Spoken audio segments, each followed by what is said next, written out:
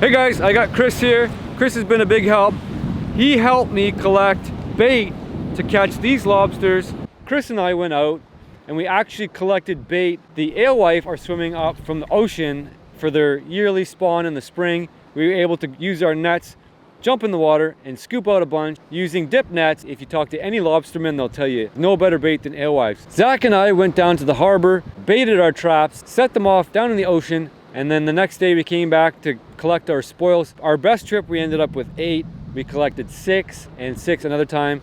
I managed to keep 2 back for today to do a special beach cookout. So we're gonna do it 100% primitively using only the materials we can find on the beach. No pots, no boiling water. We're gonna use seaweed, rocks, firewood, and that's it. Quickly grab some clams. We've got a perfect technique for this. Stick the shovel in, pull the shovel out, and what you got? Oh, he's a little locked in there, but a clam. 2 clams. 2 clams. Is that one legal? I'm gonna leave the little guy. Anything under 2 inches you can't keep, so that goes back into the hole. Anything over that, which let's see here, got one that size. That's I don't know, that's probably about 4 inches or so. I'm gonna go rinse it off, give you guys a closer look. So they've got a nozzle here at the top. They're super easy to collect once you know how to do it, but it's a little bit of a technique. I'll show you how we identify them. So that's what it looks like. It looks much like any other clam, freshwater clam. It's got that hose up there. I don't know the anatomy of a clam, you guys can figure this out. But the hose shoots up, makes a little hole. I guess they breathe out of that. And then the rest of it's kind of anchored down in the soil. It could be down 10 inches, could be up to 2 feet or so. It's basically identifying those little holes. I'll bring it back over to Chris and we'll show you exactly how to ID these clams. He's already got, in that little bit of time, you got 4 already. I can see small holes here, but I'm kind of going to be looking for bigger holes. Yeah, the small clam, the small holes, like that's a decent size, I'd say. It looks let's like see if I get a that good amount of sand out of the way, right? Where's my finger? There it is. Okay, so that's a decent sized one. If the sand collapses around it, it's probably got a fairly big nozzle, and a big nozzle means a big clam. So let's give that a dig here. If it squirts up water, we know we're on the right track. Let's watch for the water squirt. No water squirt, but it doesn't mean we're not successful. Then we got 2. A couple little ones. Yeah, so we guessed about right. We guessed it was probably a chance of a clam. Wait, what's this though? What Wait for it. Oh, you got a big one down there. Wait for it. Oh, nice one. Okay, that so one's like almost a, let me see that. That's almost a meal in itself.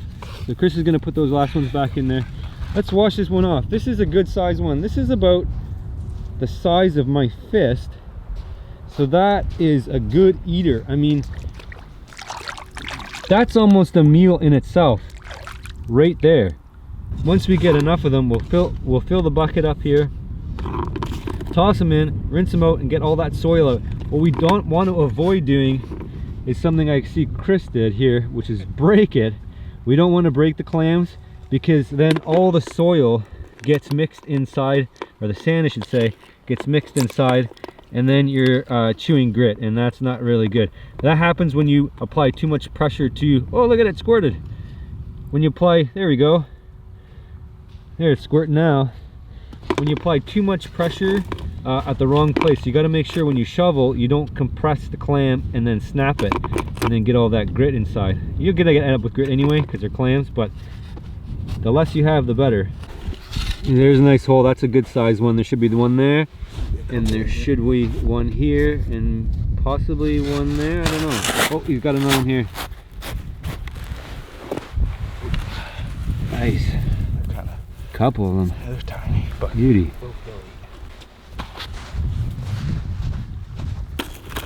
It's funny, I was talking to Chris about whether he had clam before I came up, and he said no. And I said, that's kind of funny, he's from Maine, and he's never clammed before. But he's like, what are you saying? It's like capitalism. They don't want you to learn how to do this, because they'll actually want to sell you clams in the store, right? I mean, especially considering how easy it is. And it's 15 bucks. That's it. 15 bucks you can get, what is it, a pack, which is a half a 5-gallon pail. So basically you're allowed, on a 3-day license, you're allowed 2 packs, which is 1 5-gallon pail full of clams. I would challenge you to get that much at a grocery store for the same price. And if you know what you're looking for, it's super easy to get a bunch of clams, and they're delicious. They're really good. Not chewy, cooked right, just till they open. Add some adobo spice. We'll talk about that a little bit later. But for now, let's get back to digging. There we go. Another good one. All right, guys, we're gonna cook these lobsters and clams up primitively. In order to do that, we need to get seaweed. So I don't have any idea what kind of seaweed this is. I'm not from here, but it looks like it'll do the job. We're gonna dig a hole first, make a big fire, put hot rocks in there, heat those up, and then we're gonna put a bed of seaweed, lobsters and clams, bed of seaweed, and probably some soil on top of that, and that'll cover it up real nice. It'll hopefully, if we get the rocks just right, hot enough, it'll steam the lobsters. It only takes about 20 minutes or so with this method to get it cooked up, and it's gonna make it really good. Let's grab some seaweed here right now, and we'll head over down the beach and find a nice place to set up before the tide gets in. If we don't get the seaweed now, it's gonna be completely submerged and we'll have nothing to cook our clams and lobsters with. So we gotta get on this. This isn't a shelter, this is a death trap. That literally looks dangerous.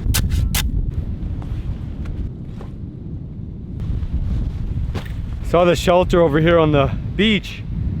Shelter. It's a little bit porous. I was hoping I was gonna be able to burn some of this. I might. The inside of it might be dry. The outside of it's 100% wet. It's been raining here all spring. Super wet. Heavy. That's how you know it's wet. Yeah, that stuff's too heavy. The stuff at the back here we might be able to burn. Yeah, that's not too bad. This is driftwood. And there's some cut pieces over here. Looks like people are drying. Looks like people left these out. Those are pretty heavy. But this one is nice and dry. So I'll bring this over to the front here. We can go back to the edge over here and we'll check to see if there's some drier stuff back there, at least to get the fire started. I was smart enough, inland I grabbed some birch bark. That's what I'm accustomed to burning, so I bring a lot of birch bark with me. So we'll head back down there and we'll see what we can find. I'm hoping there's something easy to start, because this whole beach stuff is new to me. You know, I'm a woods guy. Foraging and all that stuff from the ocean, something completely foreign to me, but I'm willing to learn anything and everything, including how to survive here in Maine. I gotta dodge the mud here. Pretty goopy, but I see a birch tree up here. Looks like other people have probably made this trip. Oh, and I see a nice, really dead piece of wood. Let's look at this piece of wood first. Let's see if, nice hardwood. That'll make a hot fire. Of course, the only issue is I gotta drag it all the way back. But it's gonna make our life a lot easier as far as cooking goes.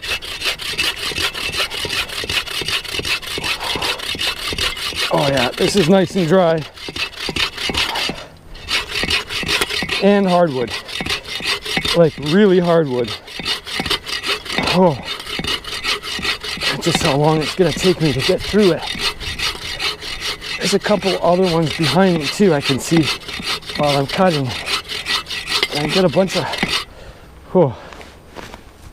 getting gassed already. People would have made camps on these beaches, stayed here for long periods of time while they collected. Look at that, that's interesting. The tree actually grew back a little bit. It recovered. So it's got a green part. So part of this tree is alive and part of it is dead.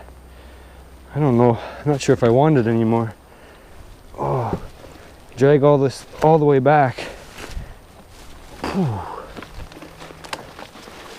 Yeah, I think half of it's dead, half of it's alive. Leave that one here for now. This is pretty dry. It's not totally dry.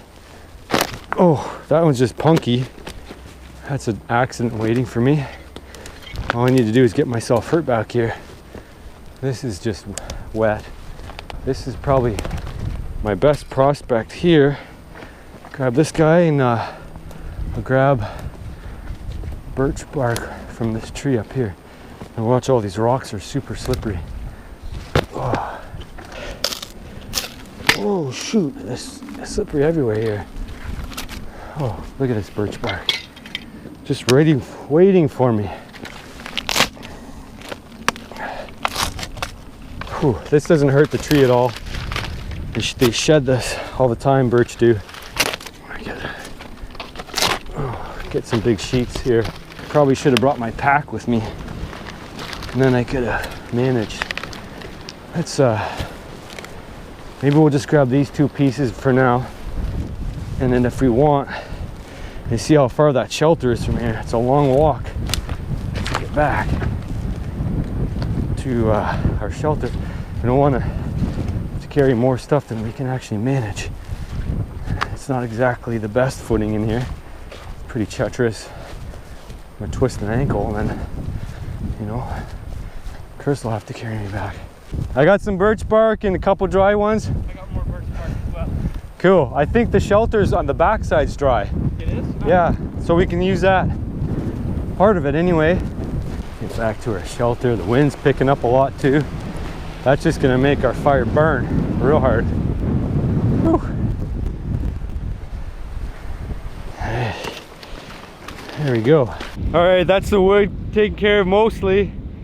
And then before the tide comes all the way in, it's coming in right now, we got to get some rocks, because the only ones that are kind of nearby that we need to get our fire up are going to be well below the tide line by the time we get everything rigged up. So we're going to grab some rocks here.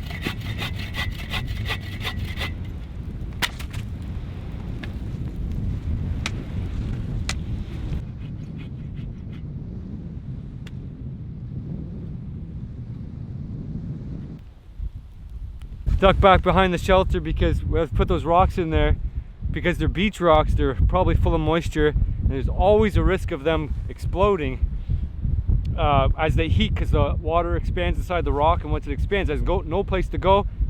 It explodes the rock out like a grenade. I made a little grate out of the wood. I didn't want to, if you just throw the rocks to go all the way down to the bottom, they won't heat, because heat rises, right? So even the soil around the bottom won't really heat. Put them on the top, they're going to get glowing red hot. Hopefully then as the fire burns down along with the coals, they're going to burn down on the bottom. Then we're going to throw our seaweed on top. Yep. Then we'll do our lobster, clams, seaweed, and then dirt, and then hopefully the whole mess doesn't get too sandy, but I mean, that's always the risk.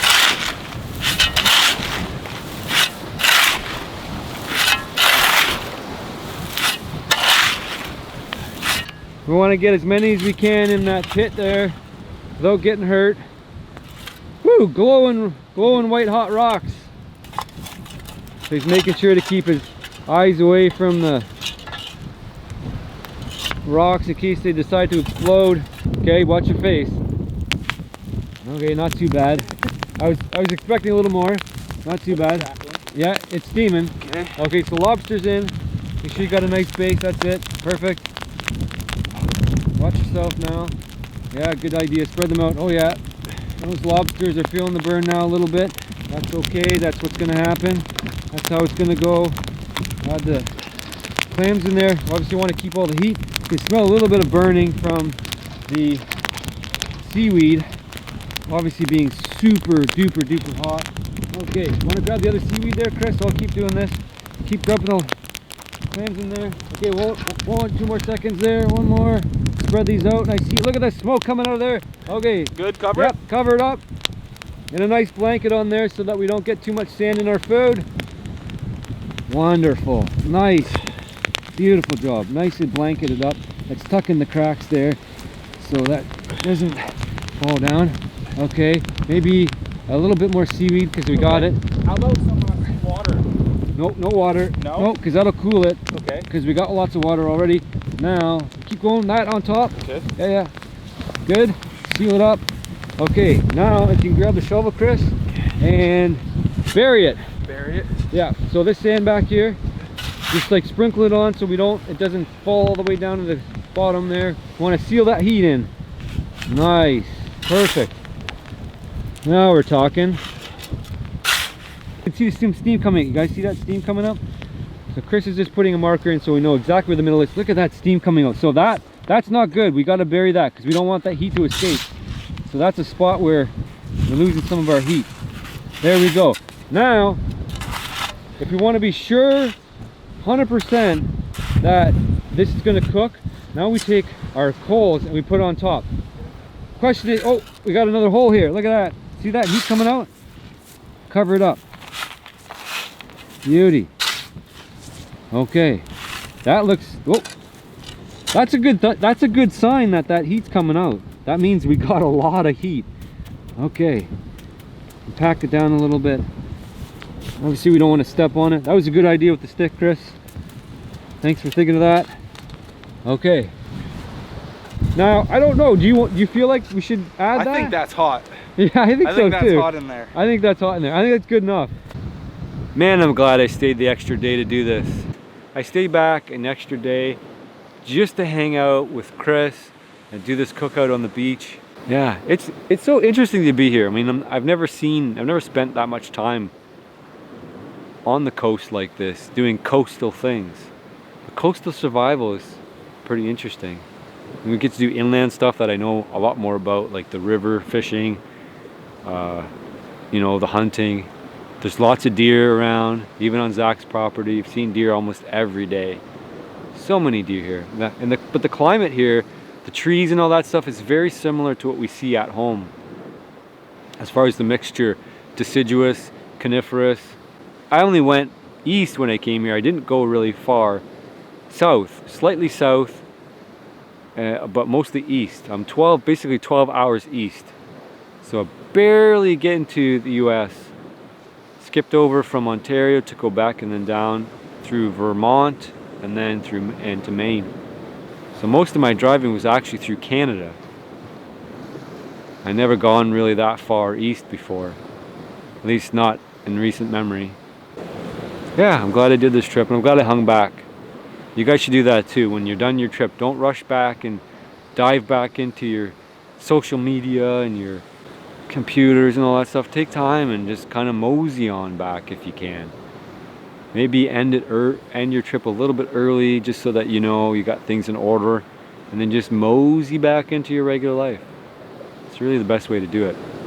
This is the first time I'm going to eat lobster with butter, at least in recent memory. I don't know if I ate lobster when I was a kid or not. I'm sure I have lobster meat from a can, but fresh lobster with butter I have not done. All right, let's go check and see what's going on with these lobsters and clams, because we put a lot of work into this. I hope it turns out.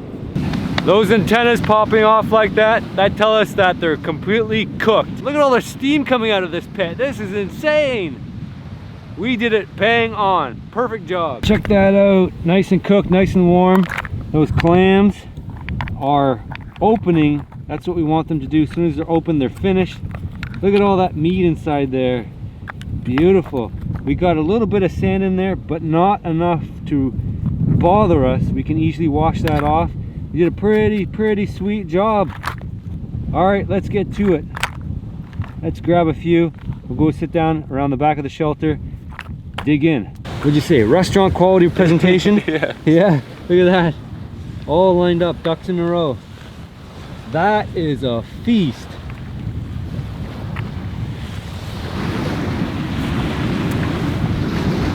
Grab Chris's coffee for him and make our way back here. Oh, nice spot set up here. Oh, beautiful. Here, I'll put your coffee over here. There you go. Oh man, spot on. Look at that. How's that for a feast? Lobsters, clams. Did I mention we have butter and a lemon?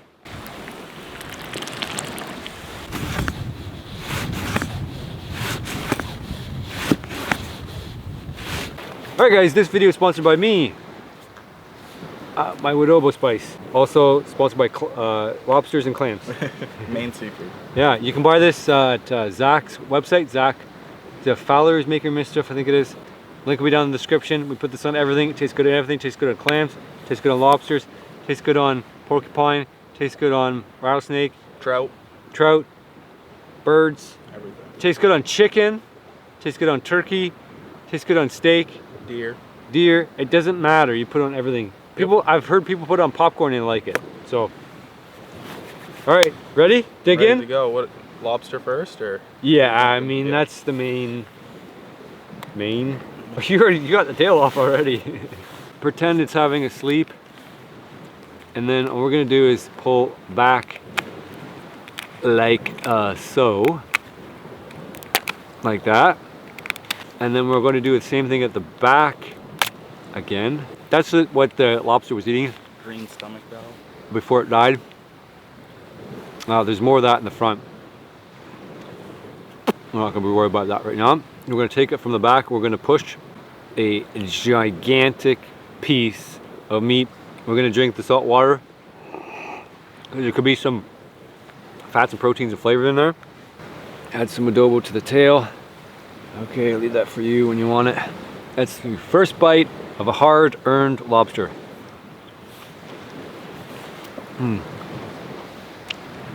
Oh man, that's so much better with butter on it. Yeah, I'm not gonna be shy on the butter this time around. That's good. How about a nice big dollop on there? Oh man. Oh, that's so good. So much better with butter on it. Squish it in there like that. Oh, lots of lemon. That's good. You take the claws here. We're gonna bust those off. We'll save those for later because we're gonna need a rock to break them open. It can separate from the thorax, and there's a little bit of that green stuff in there. We're gonna save that because we're actually gonna eat it because it's good too. A little bit of the lining. It's all edible. There's that green stuff. We're gonna scoop and eat. It's like a paste. The consistency of guacamole, I think, would be more appropriate. All right. And then I'd say it tastes like, I don't know, it's just salty, isn't it? Kind of. The clams, though. Those are easy. These are easy. Very easy. The shell, obviously, we don't eat. And then I like to call that part the nozzle. It is not called a nozzle, but that's the part that sticks up out of the sand. And so this part here gets really gritty, and you can just pull that away and toss it. No matter what we do, is going to be grit. So when you do it like this, eat gingerly. So we're going to add butter, some adobo. I found a big rock. I don't want that one. That's a bad one. All right, 1, 2, 3, go. Oh, first bite. Second bite, rock. I mean, it's all right. Not as good as a lobster. Not as good. That's exactly right. This was something that people would camp out on the beach historically and eat. And they would find massive piles of the shells on the beaches. And that's how we knew they ate them, because we would find in places where they would establish a camp and presumably harvest and cook and eat a lot of. We're not talking like small piles, we're talking about mountains of it. Chris will come up to Canada, maybe he'll do something up there, we'll do some fishing, do some hunting, something like that. Yeah. I'll show you around up there. You're welcome to come anytime. I'd love to, man.